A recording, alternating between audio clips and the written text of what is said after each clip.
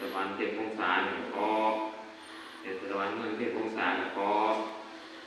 บุญขอบารมีขออำนาจขออนุภาพปกปักรักษาปกป้องคุ้มครองท่านนายกปกป้องด้วยทีมบริหารทั้งหลายทุกท่านทุกคนจะมีแต่ความสุขความเจริญปราศจากโศกโรคภัยพ้นภัยพยาธิอันตรายใดๆทั้งปวงเป็นผู้บริบูรณ์สมบูรณ์ด้วยอายุด้วยวรรณะด้วยภาพละธนสารสมบัติธรรมสารสมบัติให้โชคลาภร่ำรวยบ่ป่วยบ่ไข้บ่เจ็บบ่จนเป็นผู้ปกยุทธปยาบ่ทุกข์บ่ยากบ่ขอบ่ข้า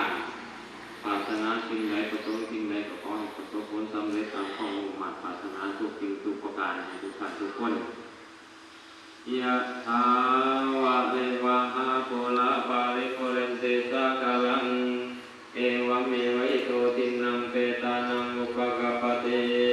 อิจิตังปฏิตังตุมังคิปะเมวะตมิจจตุสัพเพปุเรนตุสังกปา